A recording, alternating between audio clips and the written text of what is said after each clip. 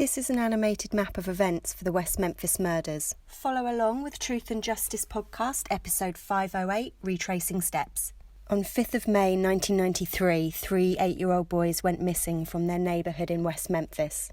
Their bodies were found the next day, submerged in water in a ditch in the Robin Hood Woods. These are their last known movements before they disappeared. The neighbourhood was small, and Michael, Chris and Stevie all lived within walking distance of the school. At 2:55 p.m, the school day ended at Weaver Elementary. Michael walks home and sees his sister Dawn, while Stevie walks home with mum Pam Hobbs and 4-year-old sister Amanda. Chris was due home right after school but is MIA. Michael changes into his Boy Scout uniform and cycles to Stevie's house. Stevie and Michael convince Pam to let them out, but Stevie has to be back by 4:30 as Pam has to go to work. Meanwhile, Chris appears at Stevie's house. This is our first sighting of him. As he's missed the boys and his favourite show is on, he watches Muppets with Amanda. We suspect that Michael and Stevie were playing in the southeast end of the neighbourhood at this time. At 4 p.m, Chris leaves Stevie's house and goes to find him and Michael. The boys meet up, and this is when we believe Jamie Clark Ballard saw the boys in her yard and running between the houses. At 4:30 p.m, they're seen emerging onto Barton with a fourth boy. Chris peels off and goes home while the rest continue on and nearly get hit by Narleen Hollingsworth.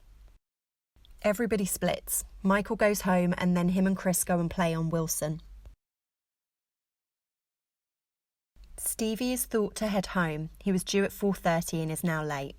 Michael and Chris split up. Michael hooks up with Trey in the north end of the neighbourhood and Chris is skateboarding near his house with neighbour Lekeisha Freeman. Stevie is now MIA. Michael is seen in the north end of the neighbourhood with another boy, and Chris is caught skateboarding by his dad and taken home where he's punished and made to clean under the carport. Michael is still playing in the north end of the neighbourhood and speaks to Alan Bailey Jr. outside his house. Alan said Michael was with another boy in red shorts and that he said he was going to get Chris. During this time, Michael and Stevie meet up and are seen by Ben Crafton and neighbour Jamie going up Wilson together towards the woods. Chris sneaks off from his punishment and walks up to Carlos's house with Bobby Posey. He said his daddy whipped him and he's going to run away. Carlos tells Chris he's seen his friends by the woods, so Chris leaves towards Goodwin to find them.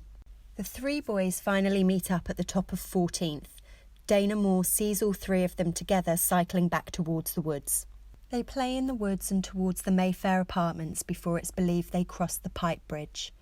The next day, all three were found murdered.